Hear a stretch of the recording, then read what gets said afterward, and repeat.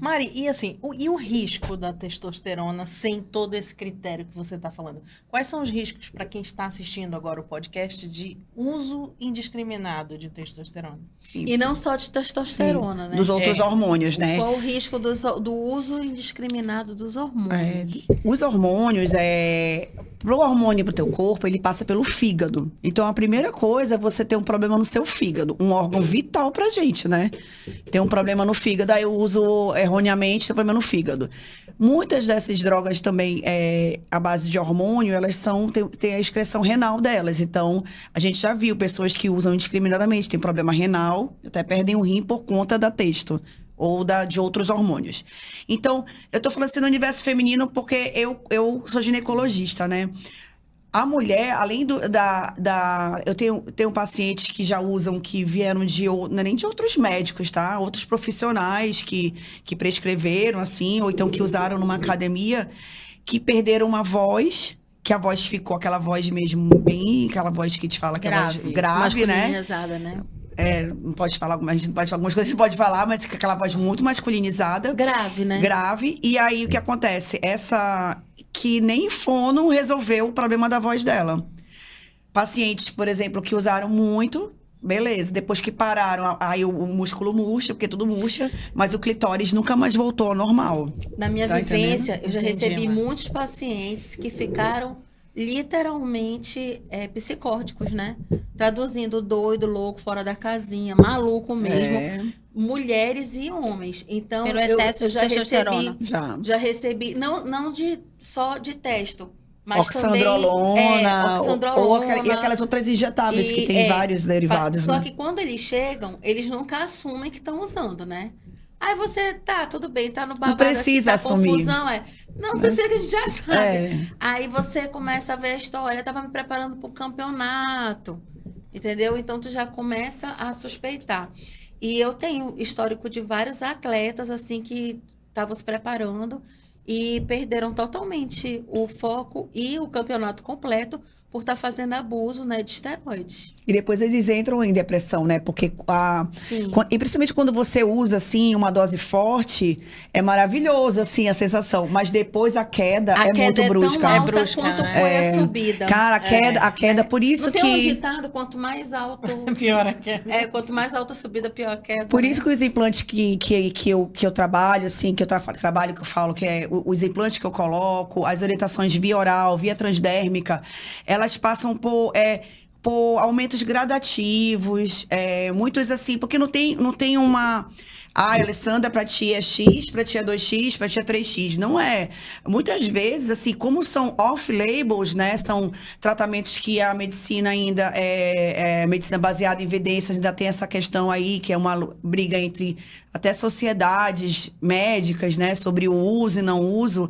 Então, você tem que realmente entender o que a pessoa precisa e algumas vezes a paciente pode ter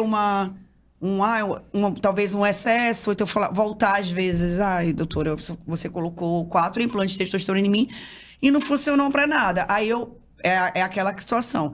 Mas não funciona para quê? Ai, minha libido não melhorou. Mas aí você vai avaliar vários contextos, principalmente são problemas no relacionamento, uma mulher com autoestima muito baixa. Então, não é o contexto...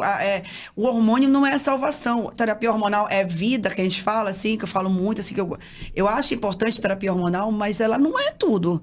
Não adianta você...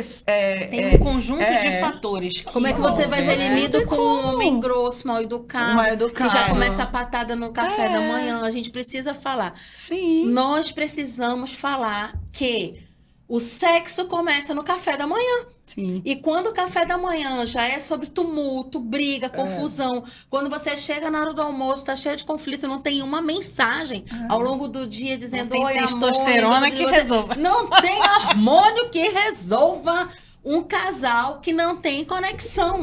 Não tem hormônio que resolva. Ale, tu sabia? E a gente precisa dizer isso, porque as pessoas têm muito, assim, uma imagem sexualizada, aquele sex appeal, entendeu? Isso não é muito real. Isso não é conexão. Sexo começa Exatamente. no bom dia.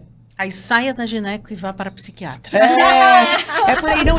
Eu vou te falar uma coisa. Eu fiz uma pós-graduação em desejo sexual hipoativo e na minha pós, assim, é unanimidade, todos os médicos, eu tô falando em referências bibliográficas científicas mesmo, de publicações. A mulher, o desejo sexual dela é ativo, é responsivo, o desejo sexual, para você entender, assim, do toque já maravilhoso, é nos 2 primeiros anos de relacionamento. Depois, esse desejo se torna responsivo do bom dia, do café da manhã, do carinho, do casal em si, do respeito. E eu não tô falando isso, tô inventando aqui. Isso é baseado mesmo baseado em evidência.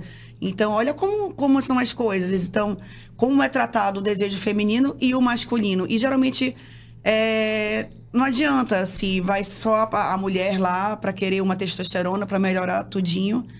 Se não tem um bom relacionamento em casa, ou então também eu acho muito legal quando o marido vai junto e fala sobre o que está acontecendo e a gente vai tentando ajudar. E os implantes hormonais, a terapia hormonal é para isso. É para a pessoa se sentir bem. A gente tem... É impressionante, assim. É um equilíbrio entre ele dar certo e poder dar uma merda. Tá entendendo? Pode dar tudo errado. Eu falo, olha, pode ser que pra ti, tu use qualquer besteirinha e teu cabelo amanhã caia em litros.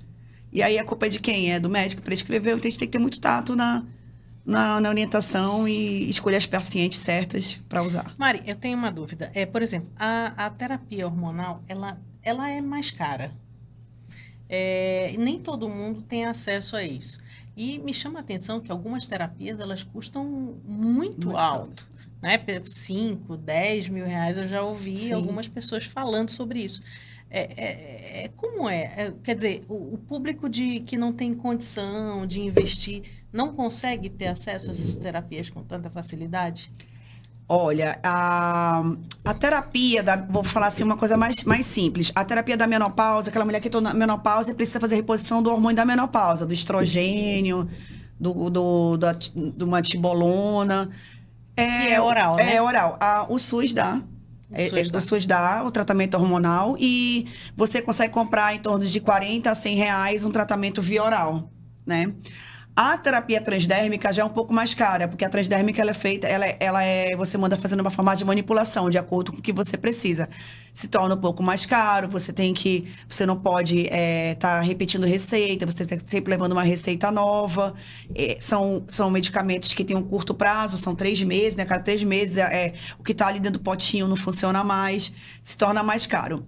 A terapia de implante, ela é mais cara, até o valor do que é embutido para inserção que o profissional coloca. Uhum. E os próprios pellets, que a gente fala que são os implantes absorvíveis e não absorvíveis, eles são de alto custo. Então, ainda é uma terapia que é um tratamento mais caro.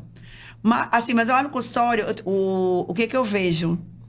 Tem paciente que não sai do oral porque não quer gastar com hormônio, e tem pessoas que têm um poder aquisitivo menor que essa que toma o hormônio oral e fazem de tudo para usar um implante hormonal. Então, é muito Mas também tem que diluir o custo, né? Custo. Porque, por exemplo, a pessoa vai pagar uma vez, mas o hormônio vai durar vai ter uma validade de meses. Quantos meses? Então, se a pessoa pegar, vamos supor, 6 meses, 1 ano? 6 meses os absorvíveis e os inabsorvíveis 1 ano. Tá, se a pessoa pegar um custo, vamos supor, de 6 meses, ela pegar o valor que ela investir e dividir por 6, muitas vezes aquilo vai valer a pena, porque ela vai ter o custo-benefício dela não ter todo dia que tá lembrando, porque, gente, tomar remédio não é fácil. Tem dia que você lembra, tem dia que você não lembra.